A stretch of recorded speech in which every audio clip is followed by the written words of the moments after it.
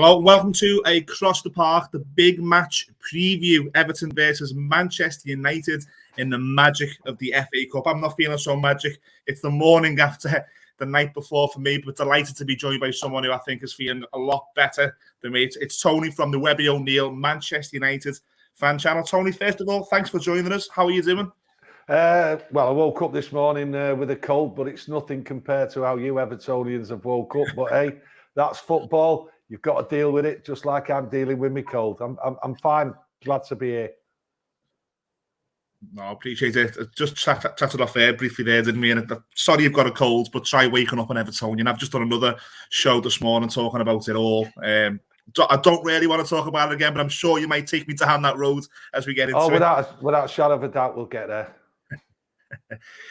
The show really, and it's difficult for United because you are so big. So we sort of see things anyway, but we see things through the eyes of pundits and Talk Sport and Sky Sport. The meaning is really just to get the fan side of it and how you see your season going, and and then how you see the big game Friday going. So to start, go back to August, new manager, couple of defeats to teams that you probably shouldn't be losing against, and the media blew up straight away, as it does. Then, as always, I love to see Liverpool get beat. You give Liverpool a hide at Old Trafford. Results against Southampton, things start turning round. But were those first two games a bit of a worry for you, or were you always going to be patient with this manager as a fan base? Well, after them first two games, you've got to look at it. I actually thought going into the Liverpool game that we'd win. But after the Brentford game, a lot of people, we thought if we don't beat Liverpool, Manchester United, the club, could implode. That's how serious it was for United. But I've seen it before, and I'm sure I'll see it again. I mean, you Evertonians, you get your ups, you get your downs. Most football fans do. But that was a pivotal moment in the United season. And Ten Hag was then given the free rein to change and do what he wanted, whereas the club had to accept Ten Hag was here and you had to deal with it. He was dealing with it, and there was no questions asked. It's now his club, and we're in a great position considering where we was 2 years ago, 3 years ago. It's a very simple question, and it might be a long answer to this, but what exactly went wrong from the season 2 years ago where you finished second, and then on paper you had a really good transfer window with Rooney and Ronaldo, and it looked like if anyone was going to push City, it was going to be United. But what went wrong?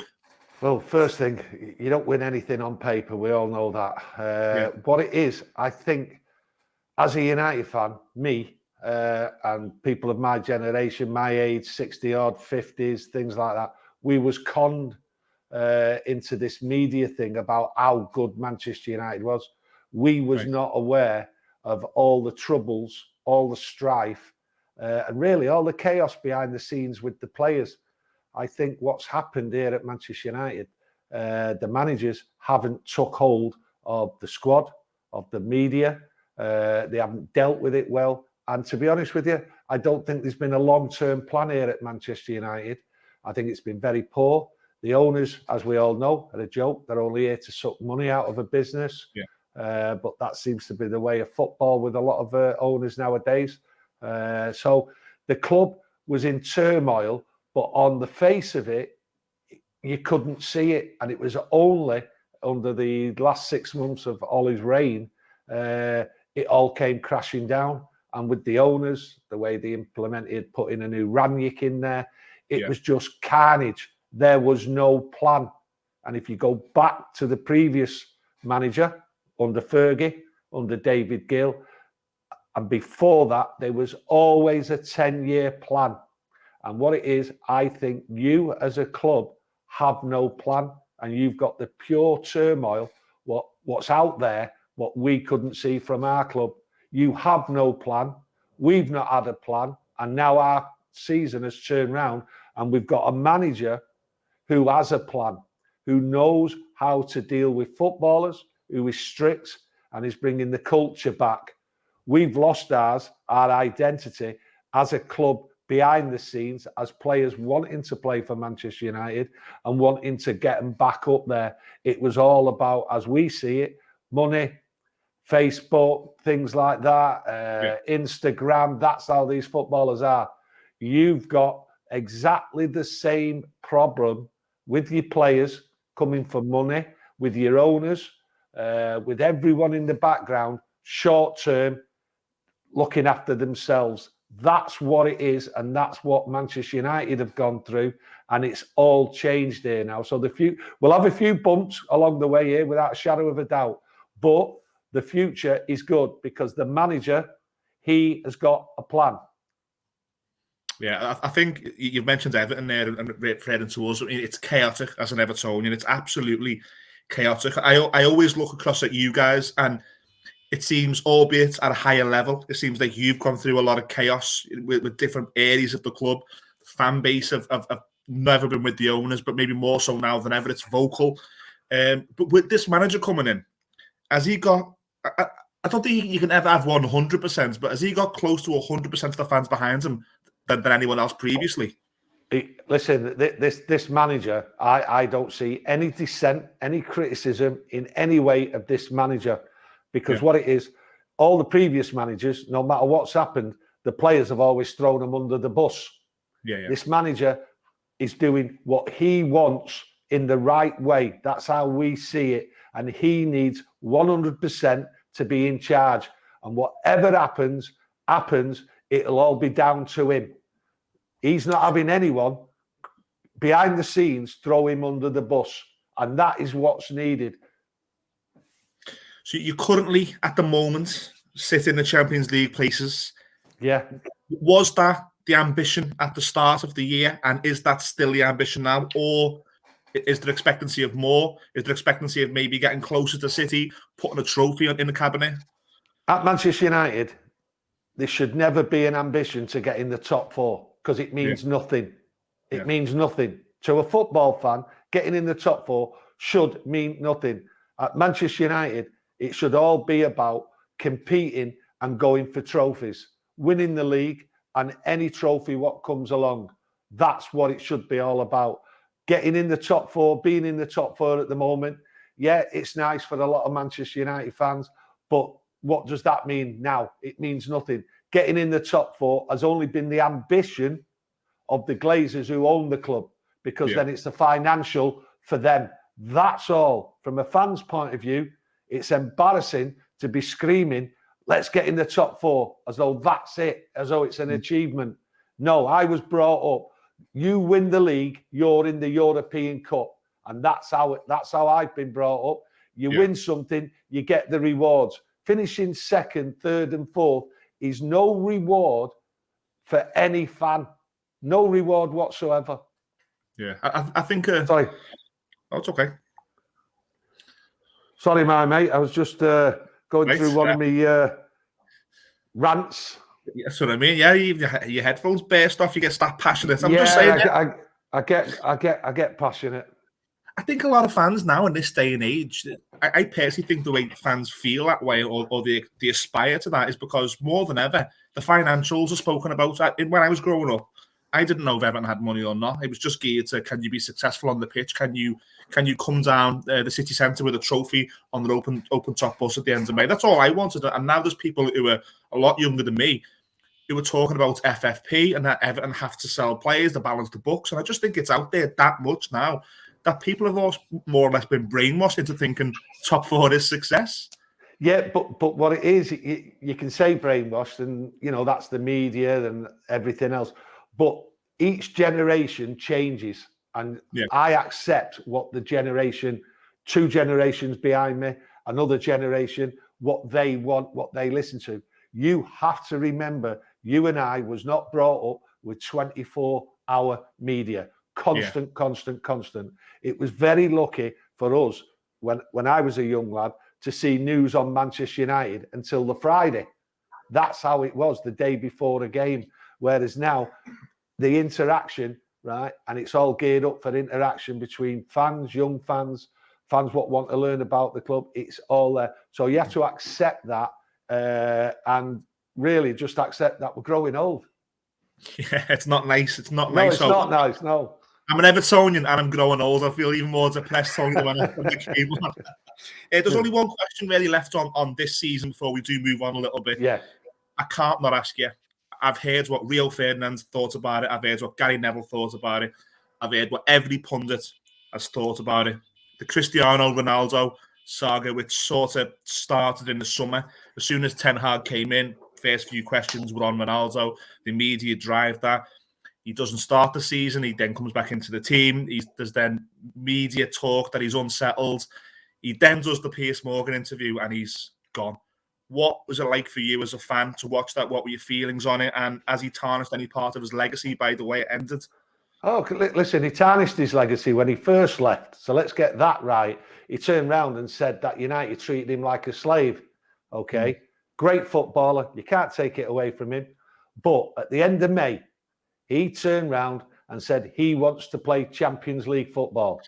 He's tarnished his own legacy. He's tarnished the truth. He's tarnished of what he really wanted. And look where he is now. Yeah. We said here on our channel from the very beginning, at the end of March, that there is no club in Europe, in the Champions League, going to come in for Ronaldo. Because we've seen with our own eyes, his legs had gone. After pre-season, he never turned up. He's turned up, legs gone, wasn't fit. This is how he is. He is not a top standard footballer. And it's proved it. We kept asking the question about Ronaldo. Show me a club. And we had plenty of time. We had 4 or 5 months. Show me a club what's put a bid in for Ronaldo. No club did. We called Ronaldo deluded. And that's exactly what it's turned out to be. He's deluded. I think from the outside, and this sounds crazy, I think you're better off without him. Listen, we all know we're better off without him. But as a Manchester United fan, and as Ronaldo's got his relationship with United and how he's seen and perceived to be a United great, it would have been nice for Ronaldo to stay, act like a professional, work within the club, and come on and start a game every now and again to work with Ten Hag and work with the club to build us back to where we think we belong. Ronaldo had no intention to do that. And that's what soured it all. He did not want to work and accept to work within the squad and work for the benefit of Manchester United. So that's the reality of Ronaldo. And look where he is now. Yeah, it's crazy to see someone that good playing in the Saudi Arabian League. I couldn't believe what the scenes and the quotes he was saying at his press conference yesterday. That's another story for probably another podcast. But before we talk about Friday's game, a couple of names from the past I just want to talk to you about that maybe link the club together. On our podcast, we always take questions, and a question right now we're getting is, would we take David Moyes back? Obviously, David Moyes went to United. Some say fell flat on his face. Some say wasn't given the support and time. What's the truth? What was the relationship like between Moyes and fan base? Well, at United? Yeah. Listen, David Moyes, his press conferences were just a joke. He had... I can't really work out David Moyes. His time at Manchester United, people will turn around and say he wasn't given the time. David Moyes' relationship with the fans was broken and got worse after every match. The way he came out, the way he talked the club down, the way he bigged up teams like Newcastle coming to Manchester United. It was just unbelievable. He did not understand how big Manchester United was. And we could all see straight away the mistakes he was making. And to be honest, I was surprised he lasted as long as he did, because it was just a joke. Alex Ferguson should never have appointed David Moyes. He cannot handle big clubs. You're seeing that at West Ham now. And he was the same at Manchester United. He's too entrenched in his ways. He suited Everton. And to me, that's it. He suited Everton. Doesn't suit West Ham. Doesn't suit it. And he certainly did not suit Manchester United. It was a bad signing. Yeah, I remember there was a lot of fans. I mean, at the time, Moyes had Everton punching above where we should have been. We had no money and we were playing in Europe. But there was also a lot of fans who were saying let him go, because he's got a ceiling. He'll fall flat on his face, and that's seemingly what happens. Another name that probably links us together, and again, I'll ask it because we get asked on our show all the time, name the best 11 you've seen for Everton, name the best player you've seen play for Everton. Rooney's name comes up an awful lot. For me, absolute football legends, not an Everton legend. Didn't play long enough for us, but obviously I take it a Manchester United legend. What are your memories on Wayne Rooney playing for United? Is he one of the best you've seen, or is he similar to Ronaldo where he tarnished his legacy a little bit? No. Rooney's not tarnished his legacy. I think most Manchester United fans understand when he was having a bit of a wobble. But no, you look at Rooney at Manchester United, right? He's adored, just adored. Even though he's a Scouser, and even though he still loves Everton and all that, and I think he really puts Everton just above Man United. As a Manc, we all love him. I think absolutely, what a player. We got him at the right time, and I always remember his first game, scoring a hat-trick, just unbelievable, unbelievable. But the kid has been an unbelievable footballer, and towards the end of his career, I think a few little injuries slowed him down, and that was a pity. And I think he finished too early in his career, to be honest with you. But Wayne Rooney is Wayne Rooney, and he'll always be a legend here at Manchester United, and always be welcomed, like he should be at Everton as well. Yeah, I think he is. And he's already made noises, hasn't he? That one day he'd like to maybe go back to either Everton or Manchester United. But I think there's a long way, certainly for him to get back to Manchester United. I'm not too sure it's so long to get back to Everton, because we're in absolute chaos. It wouldn't surprise me if our owner appointed you as our next manager. It's that chaotic at Everton. So you never know. You may see Wayne Rooney back at Everton sooner rather than later. The big match, it's only on Friday. I'm worried. I'm not going to lie. I'm worried. I think Everton went to Manchester City a few days back, and we played a system which I think we'll play again, which will be to try and put 5 defenders on the pitch and try and hold you back as far as we can and hit you on a counter-attack. I think that's the only way that we can, or this set of players can play. I also think the manager's job is on the line. I think it's got the recipe at my end for chaos. Are you going into this feeling pretty confident, I imagine, that United will beat Everton on Friday? No, because what it is, it's an FA Cup game, and football. I look at this game as not the big game. It's not a defining moment for Everton or Manchester United. We win, we lose. It's not a defining moment. And to be honest with you, I think you're a bit too negative on the game and the approach of how Everton should go for this 5 at the back. This is the FA Cup. If you lose, does it matter? Does it really matter for Everton if they lose? No, it doesn't. How many by. It depends how many by. If we get done on ITV 4 or 5, they'll think his job's not really on the line. Listen, you come into Manchester United, you always get up for the game. Every Evertonian, what comes to Old Trafford, knows that. That's why they come in the droves, and they're coming in the droves again Friday, right? Yeah. It's FA Cup. You can't come to Old Trafford and play 5 at the back. You have to go for it and put Manchester United under pressure. We as a team will be making loads of changes anyway, and we will be going for the counter-attack on you. It's going to be an exciting game. And to be honest with you, if United lose, it's not going to define their season. If you lose, it's the same principle. You have to concentrate on Southampton and the West Ham games coming up, whereas we've got to concentrate on Manchester City and the Arsenal. It's all about the league. This should be an open, exciting game of football, and I'd be very disappointed if it isn't, regardless of how many changes or the tactical. Both teams should just go for it, because there's bigger things what's coming.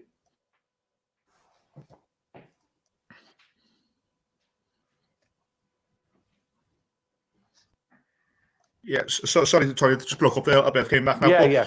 I got what you're saying there about the number of changes. Do you think United will make a lot of changes, a sort of a second string side on Friday, or?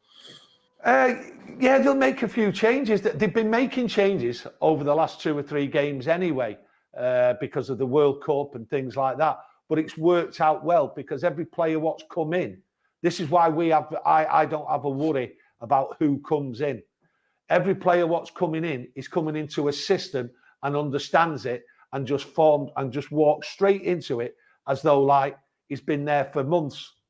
That's the system we've got. So I don't have a worry about lots of changes. And I think we will make changes, and it's a good thing. Our squad, I believe, isn't as big or strong enough than one or two other teams. But what's helping Manchester United is that the players are used to a system and they can all walk into it. Unlike what Everton's system is. If you change your system and you keep changing it, you're finished. You're just finished. That's half his problem. He's stuck between, he being a manager, he's stuck between styles now. You think he wants to play a 4-3-3. He knows the players aren't really good enough to play that 4-3-3. So it will be interesting to see how both teams line up. Have you got a prediction for us for Friday night? I think 3-2 for Man United. I think it'll be an open game. I don't see anyone really defending as much as people think because it's not a defining moment. So 3-2, a good game, and away we go. Do you know what I mean? It's going to be an exciting game. Listen, you've got 9,000 Evertonians coming down, right? The atmosphere, it's FA Cup. You and I have had battles for years and years in the FA Cup. You know what I mean? In the league, we know what it's like. We both understand football, the two sets of supporters. So it's away we go. Atmosphere, great atmosphere. And whatever each manager says, I think the atmosphere, the players will get tucked away with it. Well, there you have it. Leave your comments if you agree with Tony. If you're an Everton fan watching this, we're over at Across the Park PC on Twitter. If you're a United fan watching this because you've jumped on the hashtag, then at WebbyONeill on YouTube and also Twitter. Tony, what's coming on your channel? You've got much things planned. I know you come out of hotel football for some games, don't you, and stuff. What's planned over the next few weeks? We just do listen. We don't really have anything planned. We're not a business or anything like that. We're three United fans. We get another one on. We're just United fans. We don't have a plan. We follow United, and whatever comes up, and that's the way we are. We're not driven every day to put videos out there, right? Because that's not who we are. We're solid Man United. I've been going 55 years, okay? Webby's been going like 45 years. Kieran, my son, he's born with me. It's just red through and through. So we're just driven as fans. No plans here whatsoever. I mean, doing this with you now, this Zoom. I don't do Zooms. We don't do Zooms. We like to be on. We like to be on face to face with people and connect. That's what we do for the YouTube. And we only started doing it in COVID, and we've kept it because people love what we're doing, and we love what we're doing. No plans, just plod on. I've seen a few I've seen a few shows that any United fans who are watching this, I recommend go over and watch them. Some very passionate reactions. I watched the reaction to last night where he described the Solskjaer back four and stuff. And really great videos. And I do want to say that you very kindly asked us to come down to Hotel Football to record, which we couldn't do. But next time we certainly will. Yeah, listen, it's there for you. If any chance you get, come down. It's not a problem whatsoever. We'll look after you. Top man, Tony. Thank you for joining Across the Park. Best of luck for the season. Please keep Liverpool out of the top four. We'll try. All the best, man. All the best. Cheers, man.